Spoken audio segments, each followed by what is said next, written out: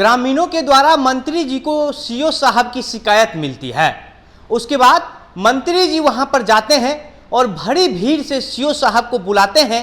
फिर डीएम साहब से पूछते हैं कि इन्हीं की शिकायत मिली थी ना। जैसे ही डीएम साहब हाँ कहते हैं, उसके बाद मंत्री जी सीओ साहब पर बरस जाते हैं और जम करके फटकार लगाते हैं। मंत्री जी कहते हैं कि आपको सरकार तनख्वाह देती है ना, उस तनख्वाह से पेट नहीं भरता है क्या? आप किस गलत फहमी में जी रहे हैं? आपको कितना दिन हो गया है काम करते हुए? आपको जेल जाना है क्या?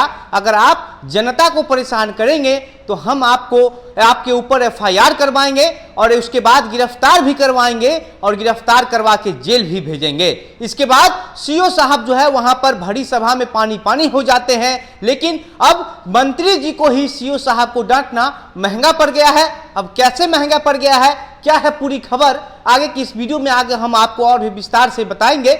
लेकिन उससे पहले नमस्कार, मेरा नाम घनश्याम सिंह है और आप द बिहार प्रोजेक्ट देख रहे हैं।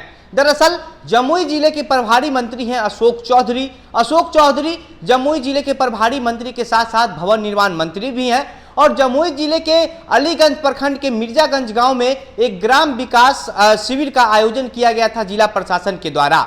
वहां पर भवन निर्माण मंत्री और जमुई जिले के प्रभारी मंत्री अशोक चौधरी पहुंचते हैं। इसके बाद सूचना एवं प्रौद्योगिकी मंत्री सुमित कुमार पहुंचते हैं, विधान पार्षद सदस्य अजय कुमार पहुंचते हैं और वहां पर जो है बड़ी भीड़ से सीओ साहब को मंत्री जी बुलाते हैं और बड़ी सभा में बेइज्जती कर देते हैं। अलीगंज प्रखंड के सीओ हैं अरविंद कुमार सिंह और अरविंद कुमार सिंह के खिलाफ कुछ ग्रामीणों ने एक लिखित शिकायत जो है वो मंत्री जी को सौंपा था। इसके साथ साथ डीएम साहब के पास भी वो शिकायत गया था और उस मंत्री जी जब वहां पर पहुंचते हैं तो सीओ साहब पर उनकी नज़र पड़ जाती है और फिर सीओ साहब को वहीं पर बुला करके उनकी क्लास लगा देते हैं। सीओ साहब कहते हैं कि हमको अभी जानकारी ही नहीं है कि किस मामले को लेकर के हमको डांट पड़ी है, हमने क्या कुछ गलती किया है, हमको ये पता नहीं है। लेकिन मंत्री साहब को मेरे खिलाफ ग्रामीणों ने लिखित शिकायत दिया है, अब मंत्री साहब ही बता पाएंगे कि हमने क्या किया है। मंत्री जी सीओ साहब से कहते हैं कि आपको सरकार इतना पैसा देती है, आप जनता से पैसा क्यों लूट लेते हैं? दरअसल सीओ साहब को लेकर के शिकायत मिली। जैसे आप देखे हुए कि ज़्यादातर ब्लॉक के जो सीओ हैं वो कभी दाखिल खारिज के नाम पे पैसा लेते हैं, तो कभी जो अतिक्रमण है उसको हटाने, उसको खाली करवाने के नाम पर पैसा लेते हैं और लगभग हर प्रखंड के सीओ के खिलाफ इस तरीके की जो शिकायत है वो की गई है, हो गई है। लेकिन कुछ सीओ पर कार्रवाई भी हुआ है, कुछ सीओ रंगे हाथ घूस लेते गिरफ्तार भी किए गए हैं। पिछले दिनों हमने आपको ये खबर भी बताया था कि कैसे मुजफ्फरपुर के एक सीओ रंगे हाथ गिरफ्तार हो गए थे और उसके बाद विजिलेंस की टीम उनको वहां से उठा करके पटना अपने साथ लेकर के आ गई थी। और जब मंत्री साहब सीओ साहब को फटकार लगाते हैं तो अब मंत्री जी को महंगा पड़ गया है। मंत्री जी को महंगा कैसे पड़ गया है ये समझ लीजिए। मंत्री जी जमुई जिले के प्रभारी मंत्री थे और अब उनको वहां से का प्रभारी मंत्री से हटा करके समस्तीपुर और सीतामढ़ी का प्रभारी मंत्री बना दिया गया है और ग्रामीण विकास मंत्री श्रवण कुमार को जमुई जिले का प्रभारी मंत्री बनाया गया है। और जो वहां पर जिस तरीके का भीड़ जो था और भीड़ में जो लोग हैं वो जैसे ही सीओ साहब को मंत्री जी फटकार लगाते हैं, वहां पर जो ग्रामीण मौजूद थे वह टक टक देखते ही रह जाते हैं। सीओ साहब पानी पानी हो जाते हैं। सीओ साहब के मुंह से हाँ हूं कुछ नहीं निकलता है। मंत्री जी कहते हैं कि आपको लास्ट वार्निंग दे रहे हैं, आपको कितना दिन हो गया है नौकरी करते जो आपका मन इतना आसमान चढ़ गया है,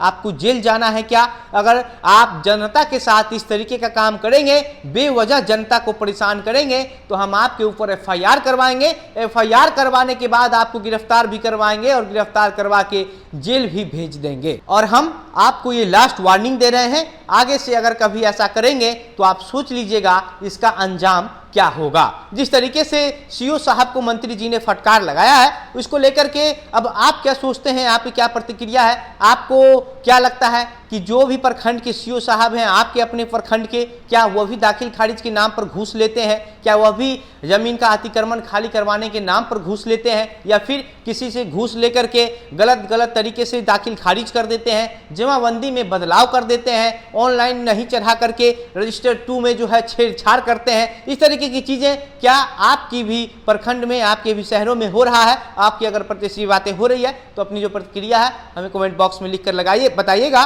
और जिस तरीके से मंत्री जी ने फटकार लगाया है, ये मंत्री जी के हिसाब से या फिर एक आम जनता के हिसाब से कितना सही है, कितना गलत है, ये भी हमें जरूर बताइएगा। वीडियो को शेयर कीजिएगा। मेरा नाम घनश्याम सिंह है। आप द बिहार प्रोजेक्ट देख रहे थे। बहुत बहुत धन्यवाद।